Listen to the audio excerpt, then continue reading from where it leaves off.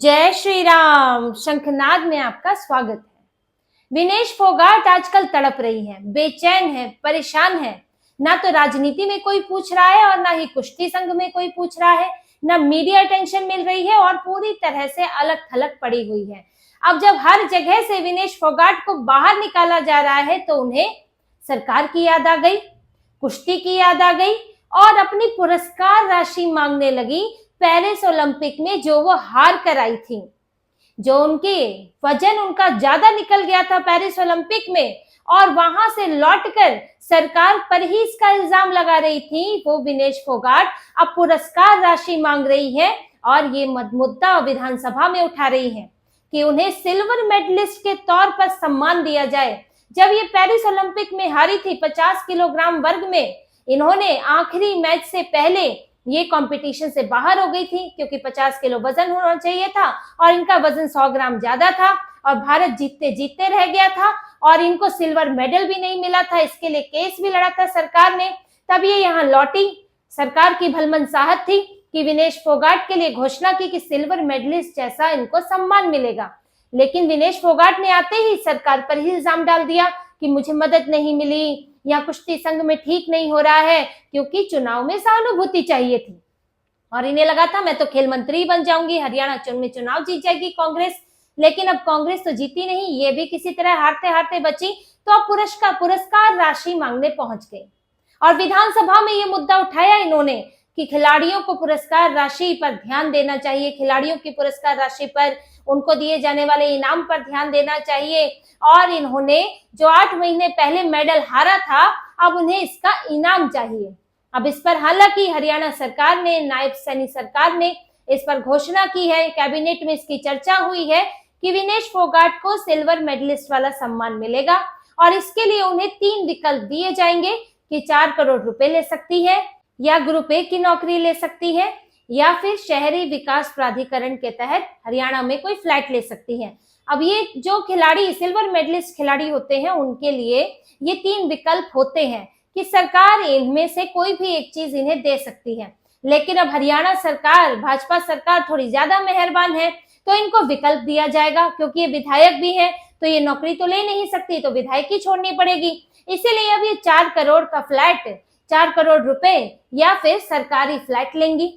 और अभी तक इन लोगों की देखिए, इन लोगों के किस तरह से एहसान फरामोश है कि ये सब बात सामने भी आ गई, तब भी हरियाणा सरकार को अभी तक कोई धन्यवाद नहीं किया है विनेश फोगाट ने।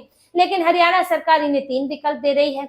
होना तो ये चाहिए था कि हरियाणा सरकार को इन्हें सरकारी नौकरी देनी चाहिए थी कि भाई सरकारी नौकरी आपको सिल्वर मेडलिस्ट के तौर पर दी जाएगी, ग्रुप ए की नौकरी आपको करनी है तो करो, नहीं करनी है तो ना करो।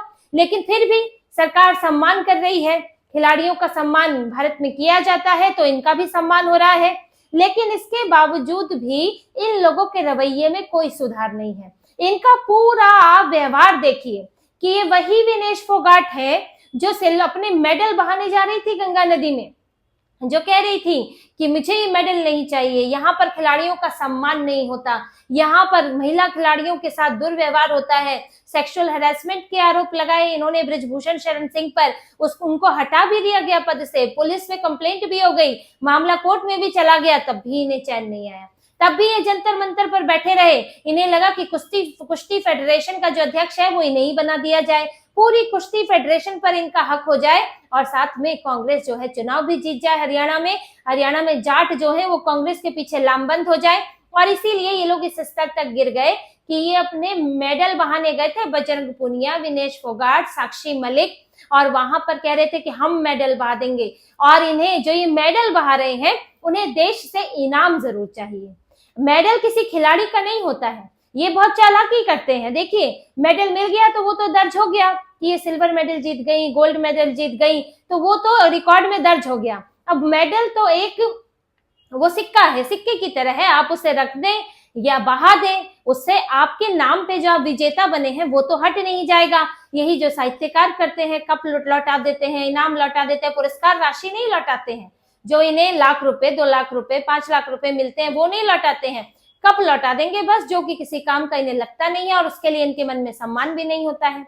तो यही विनेश फोगाट के साथ है कि ये मेडल विनेश फोगाट के नाम पर तो वो जीत दर्ज हुई, लेकिन मेडल देश को मिलता है, कि देश को, भारत को ये मेडल मिला है। जैसे कि वर्ल्ड कप का जो कप मिलता है क्रिकेट में, वो देश के नाम होता है, खिलाड़ी नहीं ले जाते हैं। इसी तरह से ये मेडल ले तो जाते हैं, लेकिन ये मेडल देश का होता है। अब ये देश का मेडल तो बहाने जा रहे थे, लेकिन जो देश से इन्हें इनाम चाहिए, इसी देश से इन्हें 4 करोड़ रुपए चाहिए, इसी देश से इन्हें फ्लैट चाहिए। यही पूरी इनकी चालाकी है। आंदोलन के समय ये बहुत ही सम्मान, स्वाभिमान की बात किया करती थी। अब इतना सम्मान, स्वाभिमान है, इतनी ईगो है, तो इनाम की राशि छोड़ दे, फ्लैट ना ले, सरकारी नौकरी तो ले भी नहीं सकती है। साफ कह देना चाहिए कि मुझे इस सरकार से कोई इनाम नहीं चाहिए। जिन्होंने हमारी मदद नहीं की, जिन्होंने ब्रजभूषण शरण सिंह की मदद की, जिन्होंने हमें ओलंपिक में मदद नहीं की, जो आरोप इन्होंने लगाए थे, भाई इतनी आप खुददार हैं तो आप उसी सरकार से पैसे क्यों ले रही हैं? क्यों मुद्दा उठा रही हैं कि मुझे इनाम नहीं मिला, जबकि वही सरकार दे रही है आपको, उसको तो फट से अपनी जेब में डाल लेंगे। मतलब जिससे सम्मान लो उसी को ही गाली दो, यही इनका काम है।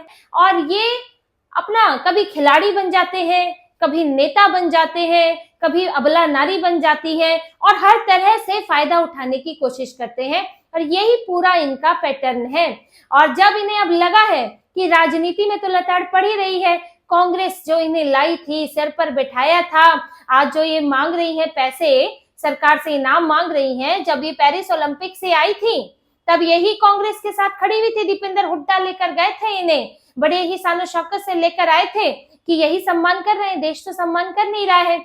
जबकि इनके अपने वजन में दिक्कत हुई, इन्हें सरकार ने साफ तौर पर उस वक्त इन्हें इनकी पसंद की टीम मुहैया कराई थी, और ये बात संसद में बताई गई है, खेल मंत्री ने बताई है कि इनको सरकार की टीम नहीं दी गई थी। जो सवाल उठे कि कोच अलग है, इनकी पसंद का कोच नहीं है, फिजिशियन नहीं है, तरह तरह के सवाल उठे थे, लेकिन इनको जो कोच दिया गया, इनकी जो पूरी टीम दी गई, वो विनेश फोगाट की अपनी पसंद की टीम थी, और उसका खर्चा सरकार उठा रही थी, विनेश फोगाट नहीं उठा रही थी, इनकी पसंद की टीम थी। यहाँ पर ये किस तरह से गई कंपटीशन में, इन्होंने पहले से 2-2 भार वर्ग में इन्होंने ट्रायल दिया, और उसमें दूसरी लड़कियों का भी नुकसान किया। पूरे कुश्ती फेडरेशन को इन्होंने जो है उथल पुथल करके रख दिया, और पेरिस ओलंपिक के अंत तक जो है ट्रायल ही होते रहे।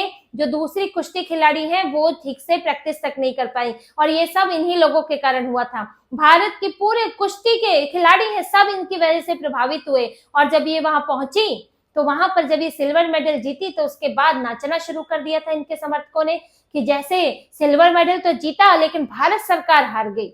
ये दिखाने की इन्होंने कोशिश की, लेकिन अगले दिन इनका अपना वजन जो है वो ज्यादा हो गया, और फिर ये उसमें हार गई। हालांकि फिर भी डिस्क्वालीफाई हुई, फिर भी सरकार ने अपील की कि इन्हें कम से कम सिल्वर मेडल तो मिलना चाहिए, लेकिन अब वो अपील भी सफल नहीं हुई, और ये खाली हाथ लौटी, फिर संन्यास लिया, और यहाँ आकर चुनाव में जुट गई।